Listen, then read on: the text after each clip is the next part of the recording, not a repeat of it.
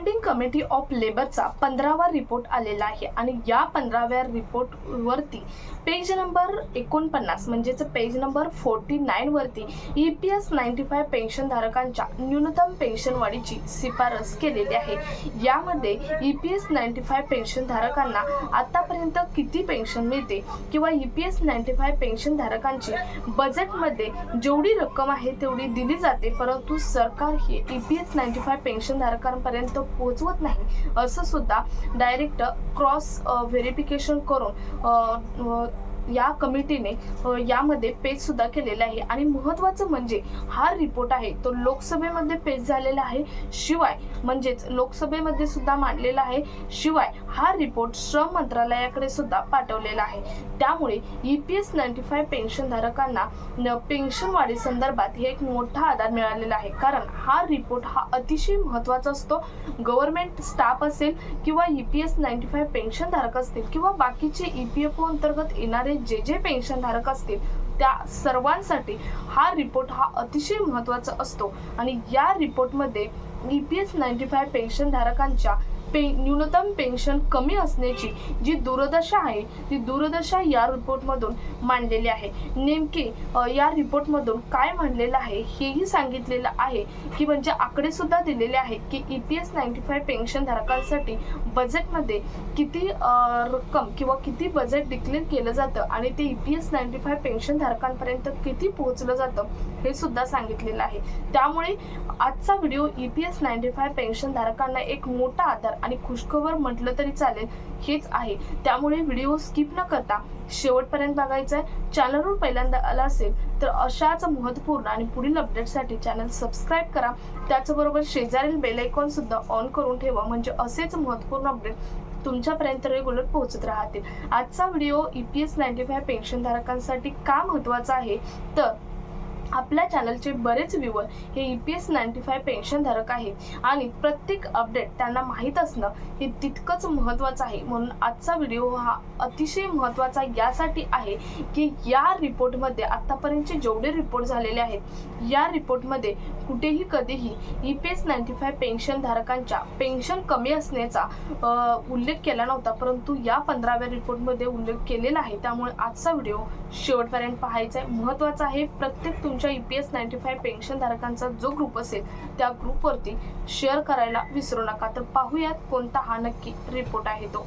तर बघा, standing committee on labour textile and skill development 2025-26 चा जो रिपोर्ट आहे तो रिपोर्ट लोकसभेमध्ये मांडलेला आहे। Ministry of labour and employment demands for grants 2026 and 27 म्हणून हा रिपोर्ट लोकसभेमध्ये मांडण्यात आलेला आहे।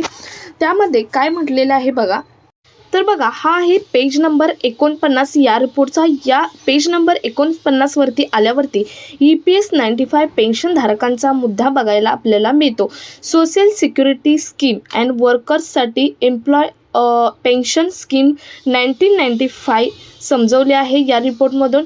यामध्ये जे कमी आहे याबद्दल निवेदन श्रम मंत्रालयाला पाठवलेले आहे, म्हणजे EPS 95 पेन्शन धारकांसंदर्भात काय कमी आहे ते निवेदन हे श्रम मंत्रालयाला या रिपोर्टद्वारे पाठवलेले आहे।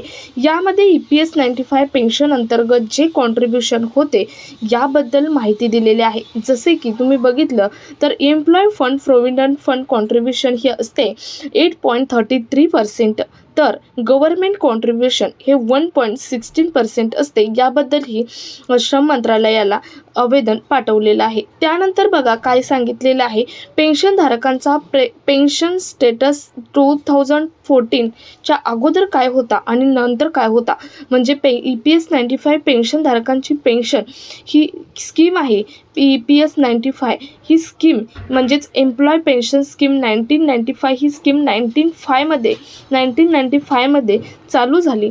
तेव्हापासून 2014 पर्यंत आणि 2014 नंतरचा नेमका स्टेटस काय आहे हेच या रिपोर्टमधून या पेजवरती आपल्याला समजवलेलं दिसत आहे। त्यानंतर बघा काही आकडे सुद्धा दिलेले आहेत कॅबिनेटकडून या स्कीमसाठी किती बजेटमध्ये दिले जाते, म्हणजे या स्कीमसाठी EPS 95 पेन्शन धारकांची जी पेन्शन स्कीम आहे यासाठी बजेट कधी डिक्लेअर होतं म्हणजे बजेटमध्ये किती रक्कम दिली जाते हे सांगितलेलं आहे आणि त्याचा किती उपयोग गव्हर्नमेंट करत आहे याची माहितीसुद्धा दिलेली आहे. म्हणजे किती उपयोग गव्हर्नमेंट पेन्शन म्हणून करत आहे किंवा गव्हर्नमेंट स्वतःसाठी किती उपयोग करत आहे हे सुद्धा या आकड्यांद्वारे आपल्याला दिसून येत आहे. आणि गव्हर्नमेंटला पण याबद्दल फोकस केलेला आहे, म्हणजे गव्हर्नमेंटवरती याबद्दल फोकस केलेला आहे. कारण इथे सरळ आकडे पाहिले तर तुम्ही बघू शकता काय कॉन्ट्रीब्युशन आहे किंवा गव्हर्नमेंट बजेटमध्ये किती दिलं जातं, गव्हर्नमेंट किती त्याचा उपयोग करतं, पेन्शनधारकांसाठी किती उपयोग होतो हे यामध्ये सांगितलेलं आहे. की मागच्या बजेटमध्ये जी रक्कम होती त्याचा पूर्णपणे उपयोग गव्हर्नमेंट करत नाही असं स्पष्टपणे इथे सांगितलेलं आहे. पण पूर्ण बजेट या ठिकाणी उपयोग करावा आणि EPS 95 पेन्शनधारकांची जी दुर्दशा होत आहे ती नाही झाली पाहिजे असं सुद्धा या रिपोर्टच्या माध्यमातून सांगण्यात आलेलं आहे. म्हणजे काय, थोडक्यात म्हणजे काय तरी बजेटमध्ये बजेट जे डिक्लेअर होतं ते बजेट पूर्णपणे डिक्लेअर होत आहे, परंतु गव्हर्नमेंट हे यातील काही रक्कम आहे, काही बजेट आहे ते त्यांच्यासाठी उपयोग करत असल्याचं दिसून येत आहे आणि काहीच रक्कम ही EPS 95 पेन्शनधारकांना देत आहे. त्यामुळे हे त्वरित थांबवावं गव्हर्नमेंटवरती या रिपोर्टच्या माध्यमातून फोकस केलेला आहे. कारण EPS 95 पेन्शनधारकांची जी दुर्दशा होत आहे ते त्वरित थांबवावी असं सुद्धा या रिपोर्टच्या माध्यमातून सांगितलेलं आहे. यावरती गव्हर्नमेंटची म्हणणे काय आहे ती बघूयात. तर बघा, या रिपोर्टमधून हे जे आवेदन आहे, आवेदन श्रम मंत्रालयाला पाठवलेलं आहे EPS 95 पेन्शनधारकांसंदर्भात. यामध्ये बरेच काही मुद्दे मांडलेले आहेत, परंतु पेज नंबर 49 हा EPS 95 पेन्शनधारकांसाठी अतिशय महत्त्वाचा आहे. आणि हे जर आवेदन मांडले आहे यावरती गव्हर्नमेंटने काय उत्तर दिलेलं आहे ते एकदा पाहूयात. बघा, ELI म्हणजे एम्प्लॉयमेंट लिंक्ड इन्सेंटिव्ह जी स्कीम आहे, या स्कीममध्ये प्रधानमंत्री विकसित भारत योजना अंतर्गत यासाठी बजेट ठेवले होते. यासाठी बजेटची कटौती केली आहे असं यामध्ये म्हणजे गव्हर्नमेंटने सांगितलेलं आहे. म्हणजे थोडक्यात ELI स्कीमला जास्तीत जास्त प्राधान्य दिलेलं आहे.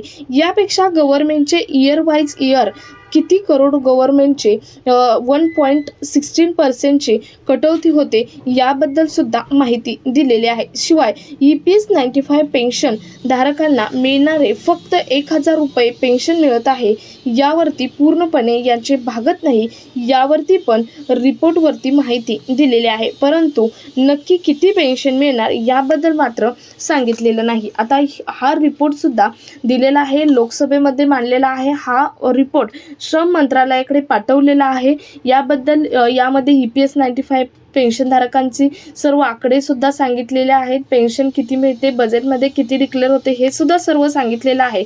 परंतु यावरती फायनल रिझल्ट मात्र पेन्शन किती द्या किंवा किती मिळावी हे मात्र सांगितलेलं नाही. परंतु हा रिपोर्ट हा अतिशय पॉझिटिव्ह रिपोर्ट आहे. कारण हा रिपोर्ट हा गव्हर्नमेंट एम्प्लॉय असतील किंवा गव्हर्नमेंट स्टाफ असेल किंवा गव्हर्नमेंटचे पेन्शनधारक असतील, EPS 95 पेन्शनधारक असतील, यांच्यासाठी अतिशय महत्त्वाचा रिपोर्ट असतो. आणि या रिपोर्टमध्ये तुम्ही बघितलं तर जे EPS 95 पेन्शनधारकांचं म्हणणं आहे तेच म्हणणं यामध्ये मांडलेलं आहे. आणि हा रिपोर्ट श्रम मंत्रालयाकडे तसेच लोकसभेमध्ये सुद्धा मांडलेला आहे आणि त्यावरती गव्हर्नमेंटने हे उत्तर दिलेलं आहे. परंतु आता आपल्याला याच्यावरती गव्हर्नमेंटच्या उत्तरावरती कोणतं क्रॉस उत्तर येतं का हेच पाहावं लागेल, तरच आपल्याला EPS 95 पेन्शनधारकांची पेन्शन कितपत वाढणार हे समजणार आहे. सो हा व्हिडिओ जास्तीत जास्त EPS 95 पेन्शनधारकांपर्यंत शेअर करा. भेटूयात पुढच्या एका नवीन अपडेटसोबत. तोपर्यंत धन्यवाद.